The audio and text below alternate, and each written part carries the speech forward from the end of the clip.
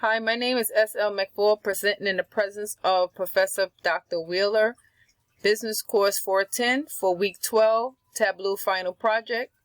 On my research question, does traditional shopping versus online shopping have an impact on the environment? Stay tuned.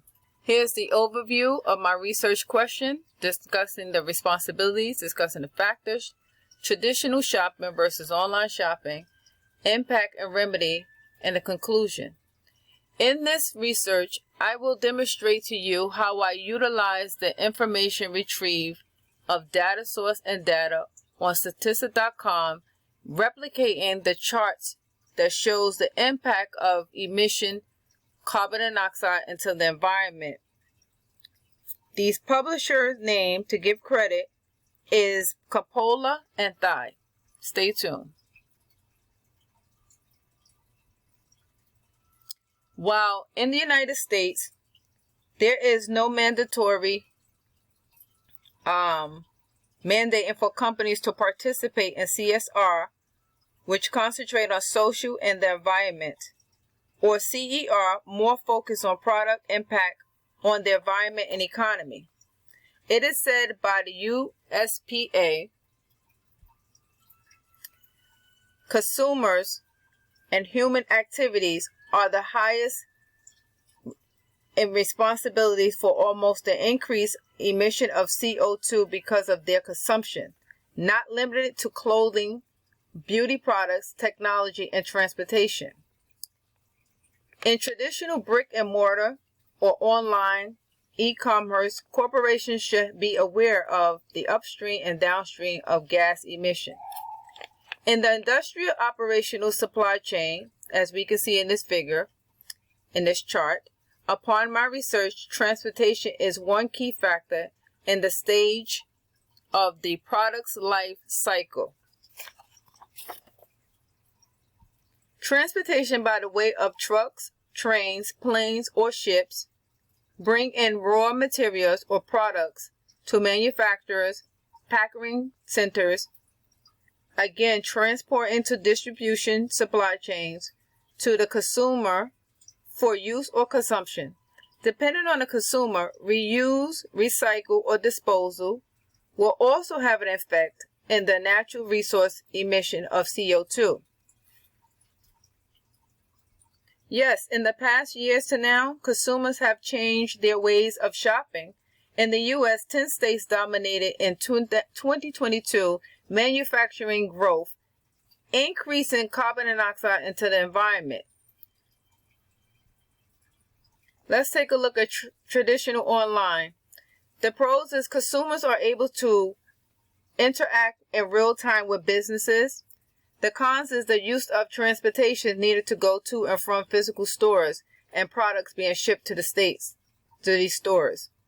Online shopping is no different. The pros is that the overheads businesses save. However, there still is a need for transportation to ship and return products.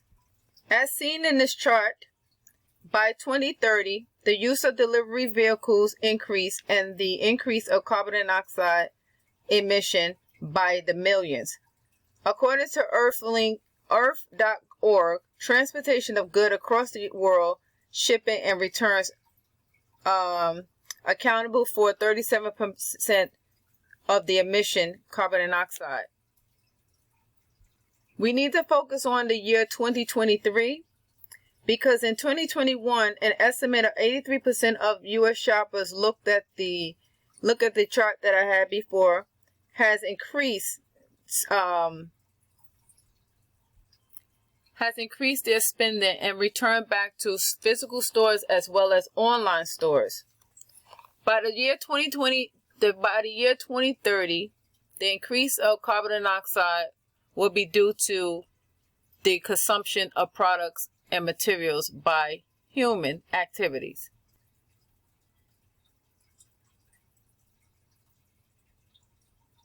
Look at this chart here. I'm going to replicate each one of these charts given by Coppola and D by using Tableau and Excel. from the data source and the data I retrieved from Citica.com.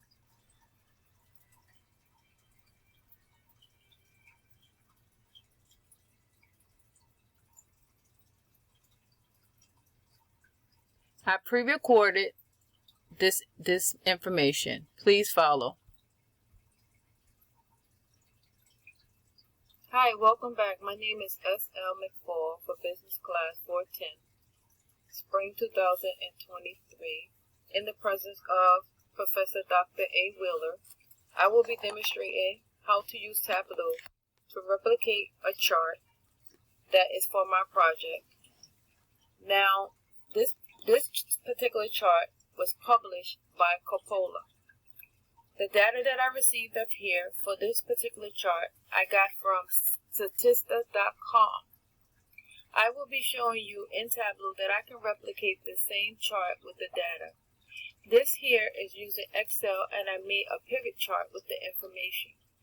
I went ahead already to open up the Tableau. This way we can get straight to the point and you can see. I hope this information is helpful when you're ready to open up Tableau software to start your chart. So first I want to show you, so this is here is the end product. How I got here, I open up Tableau.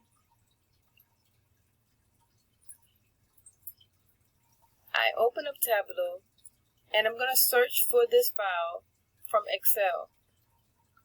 Once I retrieve that chart, the spreadsheet or the data source from Excel, it popped up here, it appeared here, and I pressed check, and then I took the data and I pulled it over here, as they say, drag it over here, and it gave me this information here. I pressed extract, right, and extract gave me this information from the data source. So now I come here to the chart. I pre-set it up so that we can move this swiftly. Let me explain to you what I did. In this pane over here, you have your dimensions and your measures. In your dimensions and your measures, it would give you, if you press show me will give you recommendations of what type of charts that you can use for the data that you have. I chose to use columns. Let's see. Why is it not opening? I chose to use columns so that I can replicate the exact way that Coppola used in his or her chart. Right? And so these are colors, size, labels, and details. As you can see, I took the information from the dimensions and measures and I put them so that it can have the color of the information that I wanted. I asked for labels so that the labels can be and appeared here. I wanted detail about this. So for example, if I put this back here, which is measure names, you don't really see much, but if I put it back for detail, you will see one more time. So here's the measure values. That disappeared. But once I put it into labels, it reappeared, right? And so up here, I use the measures to put in the rows so that my chart will label this way. Like it could label and demonstrate this way. And then I took the dimensions and put them in a column row so everything will line up here. So up here is the average commute time, delivery vehicle, and emissions of CO2. Now, I just want you to see that you can change the title, right? You can change the title, let's see, to how you want it, okay? I'm going to apply and press OK. Next, I want you to see that you can also put in show captions if you want to put information at the bottom and below about your chart.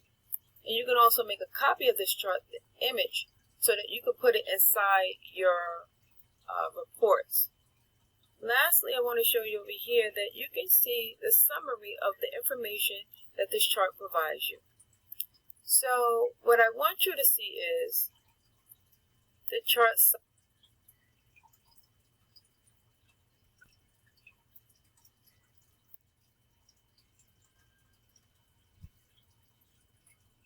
This is my replica of Coppola chart in Excel using Excel. I was able to do this in Excel.